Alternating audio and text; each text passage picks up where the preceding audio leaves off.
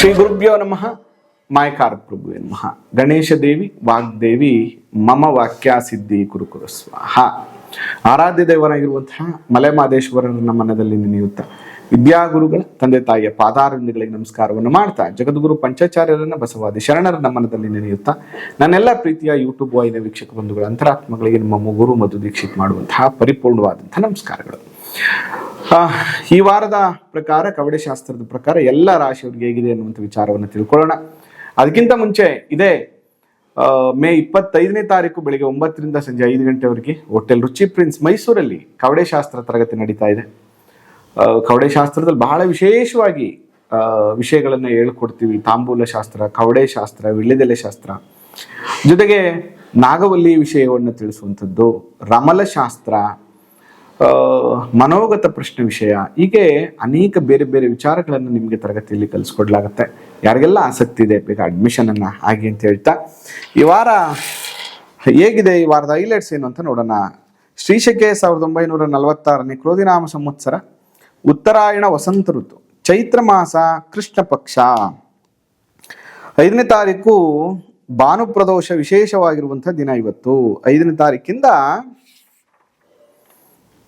11ನೇ ತಾರೀಕುವರೆಗೆ ಈ ವಾರದ ವಿಶೇಷತೆ. ಇನ್ನು ಅದ್ರ ಜೊತೆಗೆ 7ನೇ ತಾರೀಕು ಗುರು ಪಶ್ಚಿಮ ದಿಕ್ಕಿನಲ್ಲಿ ಅಸ್ತ ಆಗ್ತಾ ಇರುವಂಥದ್ದು ನೋಡಿ. ಮೇಷರಾಶಿಯನ್ನ ಕಳೆದ ವಾರ ಪ್ರವೇಶ ಮಾಡಿ ಈ ವಾರ ಅಸ್ತ ಆಗಿರುವಂಥದ್ದು, ಪಶ್ಚಿಮ ದಿಕ್ಕಿನಲ್ಲಿ ಅಸ್ತ ಆಗ್ತಾ ಇದ್ದಾನೆ. ಯಾರೆಲ್ಲ ಗೃಹ ಪ್ರವೇಶಾದಿಗಳನ್ನ ಮಾಡಬೇಕಾಗಿರುತ್ತೋ ಅಂಥವ್ರು ನೀವೇನ್ ಮಾಡಬೇಕು, ಗುರು ಶಾಂತಿಯನ್ನ ಮಾಡಿ ಕಂಟಿನ್ಯೂ ಮಾಡ್ಬೋದು, ಪೂಜೆಯನ್ನ ಮಾಡ್ಬೋದು. ಇನ್ನು 8ನೇ ತಾರೀಕು ಅಮಾವಾಸ್ಯೆ,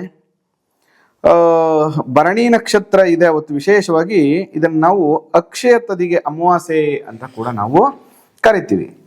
ಇನ್ನು ಬಹಳ ವಿಶೇಷ ಏನಪ್ಪಾ ಅಂದ್ರೆ 10ನೇ ತಾರೀಕು ಶ್ರೀ ಬಸವೇಶ್ವರ ಜಯಂತಿ ಮತ್ತು ಪರಶುರಾಮ ಜಯಂತಿ ಇರುವಂಥದ್ದು. ಶನಿವಾರ ಪೂರ್ವಪಾದ 2ನೇ ಪಾದಕ್ಕೆ ಶನಿ ಪ್ರವೇಶ ಮಾಡ್ತಾ ಇರುವಂಥದ್ದು. ಇದು ಈ ವಾರದ ವಿಶೇಷತೆ. ಇನ್ನು 12 ರಾಶಿಯವರಿಗೆ ಈ ವಾರ ಹೇಗಿದೆ ಅಂತ ನೋಡೋಣ.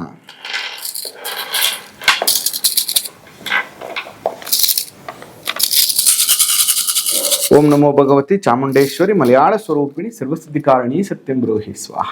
ನಮಃ ಶಿವಾಯ, ನಮಃ ಶಿವಾಯ, ನಮಃ ಶಿವಾಯ. ಮೇಷರಾಶಿಯವರಿಗೆ ಹೇಗಿದೆ ಅಂತ ನೋಡೋಣ.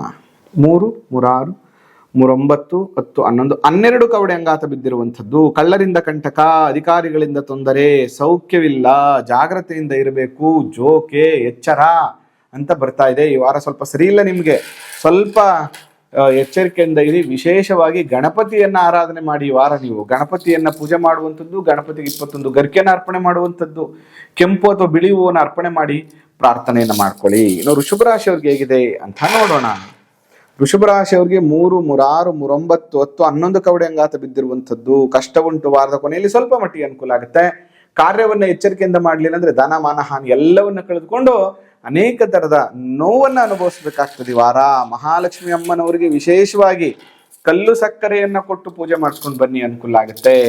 ಇನ್ನು ಮಿಥುನ ರಾಶಿಯವ್ರಿಗೆ ಹೇಗಿದೆ ಅಂತ ನೋಡೋಣ. ಮಿಥುನ ರಾಶಿಯವ್ರಿಗೆ 2, 4, 6, 8, 2, 4, 6, 8, 10, 12 ಕವಡೆ ಅಂಗಾತ ಬಿದ್ದಿರುವಂಥದ್ದು. ಕಳ್ಳರಿಂದ ಕಂಟಕ, ಅಧಿಕಾರಿಗಳಿಂದ ತೊಂದರೆ, ಸೌಖ್ಯವಿಲ್ಲ, ಜಾಗ್ರತೆಯಿಂದ ಇರಬೇಕು, ಇಲ್ಲಾಂದ್ರೆ ಅನೇಕ ತರದ ಸಮಸ್ಯೆಗಳು ನಿಮ್ಗೆ ಆಗತ್ತೆ ಅಂತ ಹೇಳಿ ಮಿಥುನ ರಾಶಿಯವ್ರಿಗೆ ಬರ್ತಾ ಇದೆ. ಮಿಥುನ ರಾಶಿಯವರು ಕೂಡ ಈ ವಾರ ಅಷ್ಟೊಂದು ಪ್ರಶಸ್ತವಾಗಿಲ್ಲ.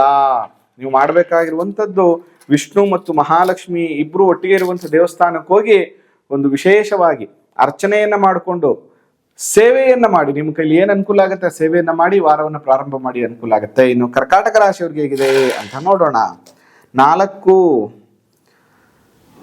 4, 8, 8, 2, 10 ಕವಡೆ ಅಂಗಾತ ಬಿದ್ದಿರುವಂಥದ್ದು. ಕರ್ಕಾಟಕ ರಾಶಿಯವರಿಗೆ ಸುಖಭೋಜನ, ಆಪ್ತಮಿತ್ರರ ದರ್ಶನ, ಸುಖವಿದೆ. ಕಾರ್ಯದಲ್ಲಿ ಅನುಕೂಲ ಕೂಡ ಆಗತ್ತೆ. ಅಂದುಕೊಂಡಿರುವಂತ ಕೆಲಸದಲ್ಲಿ ಸಂಶಯವೇ ಬೇಡ, ಕೆಲಸವನ್ನು ಮಾಡು, ಅನುಕೂಲ ಆಗತ್ತೆ ಅಂತ ಬರ್ತಾ ಇದೆ. ಇನ್ನು ಸಿಂಹ ರಾಶಿಯವ್ರಿಗೆ ಹೇಗಿದೆ ಅಂತ ನೋಡೋಣ.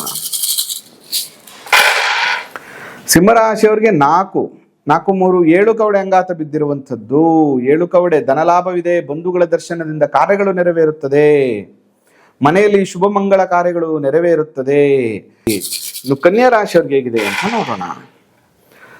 4, 8, 8, 12, 12, 13 ಕವಡೆ ಅಂಗಾತ ಬಿದ್ದಿರುವಂಥದ್ದು. ಸರ್ಕಾರದಿಂದ ಸಹಾಯ ಮನ್ನಣೆ, ಧನಲಾಭವಿದೆ, ಸ್ತ್ರೀ ಸೌಖ್ಯ ಚೆನ್ನಾಗಿದೆ, ಮಿತ್ರರ ಸೌಖ್ಯವೂ ಚೆನ್ನಾಗಿದೆ, ಅನುಕೂಲವಾಗ್ತದೆ. ಈ ವಾರ ತುಂಬಾ ಚೆನ್ನಾಗಿದೆ ಅಂತ ಹೇಳಿ ಕನ್ಯಾ ರಾಶಿಯವ್ರಿಗೆ ಬರ್ತಾ ಇದೆ. ಇನ್ನು ತುಲಾ ರಾಶಿಯವ್ರಿಗೆ ಹೇಗಿದೆ ಅಂತ ನೋಡೋಣ.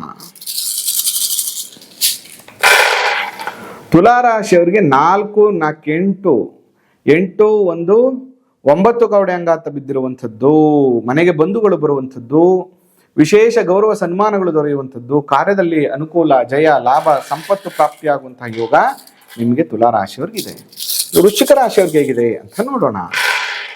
ವೃಶ್ಚಿಕ ರಾಶಿಯವ್ರಿಗೆ 3, 6, 9 ಕವಡೆ ಅಂಗಾತ ಬಿದ್ದಿರುವಂಥದ್ದು, ಮನೆಗೆ ಬಂಧುಗಳು ಬರುವಂಥದ್ದು, ಸಮಾಜದಲ್ಲಿ ಸನ್ಮಾನ ದೊರೆಯುವಂಥದ್ದು, ಕಾರ್ಯದಲ್ಲಿ ಸಿದ್ಧಿ, ಲಾಭ, ಜಯ ದೊರೆಯುವಂತಹ ಯೋಗ ವೃಶ್ಚಿಕ ರಾಶಿಯವ್ರಿಗೆ ಇದೆ. ಈ ವಾರ ವೃಶ್ಚಿಕ ರಾಶಿಯವರು ಕೂಡ ಒಳ್ಳೆ ಫಲಗಳು ಪ್ರಾಪ್ತಿಯಾಗ್ತಾ ಇದೆ.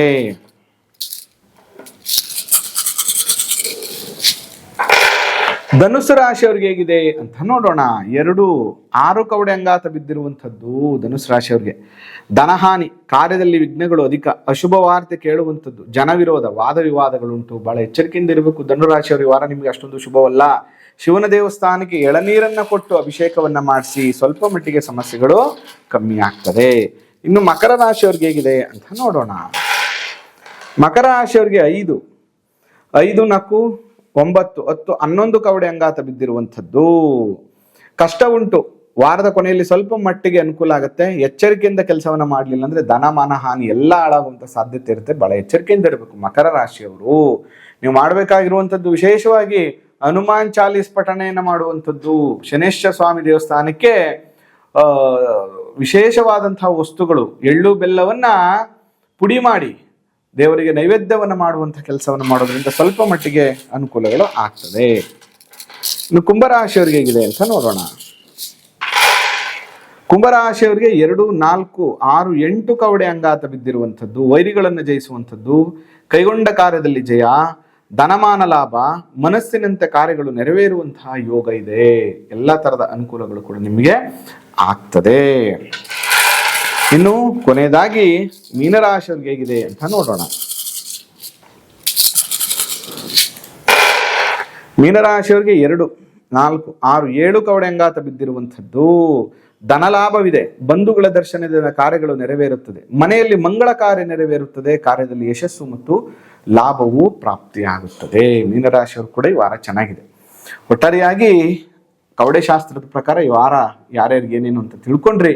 ಅದರ ಜೊತೆಗೆ ಜಾತಕಗಳ ದಶಾಭುಕ್ತಿಗಳನ್ನು ಕೂಡ ತೋರಿಸುವಂಥದ್ದು ಬಹಳ ಮುಖ್ಯ ಅಂತ ಹೇಳ್ತಾ ಇವತ್ತಿನ ಸಂಚಿಕೆಯನ್ನು ಮುಗಿಸ್ತಾ ಇದ್ದೇನೆ. ಆ ಮಲೆ ಮಹದೇಶ್ವರ ಅನುಗ್ರಹ ಸದಾ ನಿಮ್ಮ ಮೇಲಿರಲಿ. ನಮಸ್ಕಾರ.